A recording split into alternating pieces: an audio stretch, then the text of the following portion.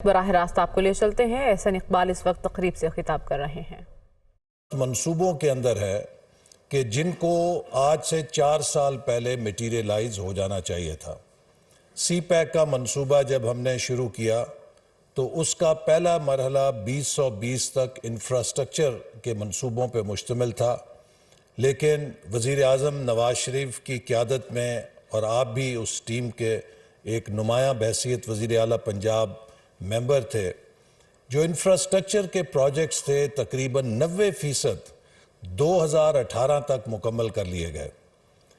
2020 کے بعد ہمیں 9 صنعتی زونز پاکستان میں قائم کرنے تھے، جس کے لیے حکومت پاکستان نے کہا تھا کہ ہم ان اکنامک زونز کا انفراسٹرکچر 2020 تک تیار کر لیں گے، اور اسی کوشش میں اور اسی امید کے ساتھ چین کے بے شمار انویسٹرز پاکستان پہنچ گئے تھے۔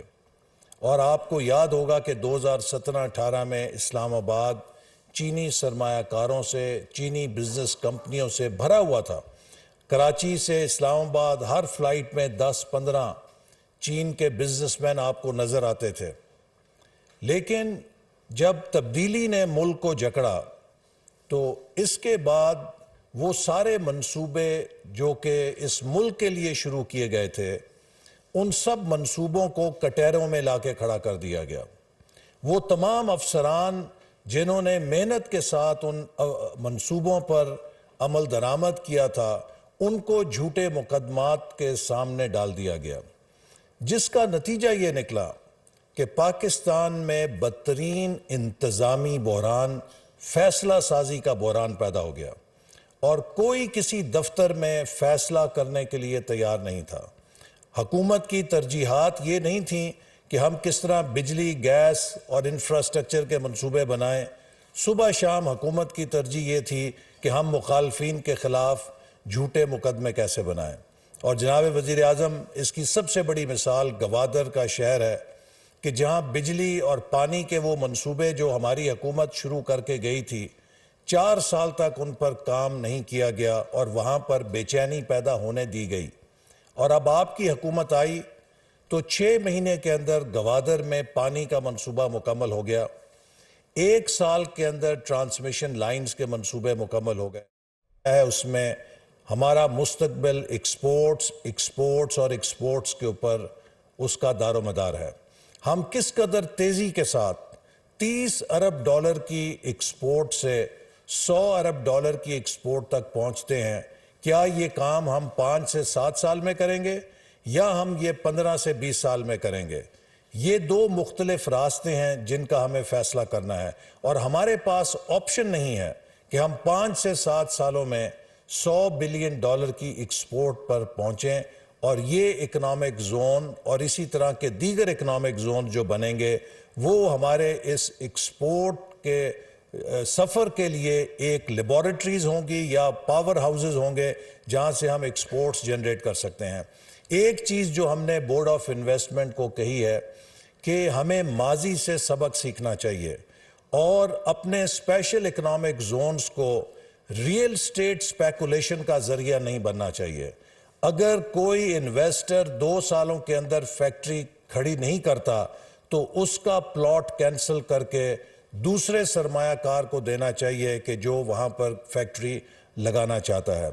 اسی طرح ہمیں اپنے ان اکنامک زونز کے اندر زمین کی قیمت کو اپ فرنٹ لینے کی بجائے آسان قسطوں پہ کرنا چاہیے، تاکہ جو بڑے انویسٹرز ہیں ان کو کروڑوں روپیہ زمین میں لگانے کی بجائے وہ رقم فیکٹری میں لگائیں اور اس کو لیز کے طور پہ وہ 15 سالوں میں یا 20 سالوں میں پے کریں۔ اور تیسری چیز یہ ہے کہ ہر اکنامک زون میں جو انڈسٹری لیڈر ہے یا ٹیک جائنٹ ہے، اس کو اٹریکٹ کرنے کے لیے اگر ہمیں مفت بھی زمین دینی پڑے تو دے دینی چاہیے، جیسا کہ چائنا میں انہوں نے کیا ہے کہ جو بڑے ٹیک پلیئرز ہیں ان کو وہ مفت پلاٹ دیتے ہیں، اور جب وہ وہاں پر آ جاتے ہیں تو باقی انڈسٹری ان کو فالو کرتی ہے۔ اسی حوالے سے میں اب حال ہی میں جب چین گیا تھا تو چائنا کی ایڈمنسٹریشن سے ہم نے ریکویسٹ کی کہ وہ ہمیں اسپیشل اکنامک زون جن لوگوں نے چین میں کامیابی سے چلائے ہیں ان کے ایڈوائزرز ہمارے پاس 1 سال کے لیے بھیجیں تاکہ وہ ہمارے ساتھ مل کر ان اکنامک زونز کو ملک بھر میں پھیلانے میں مدد دیں.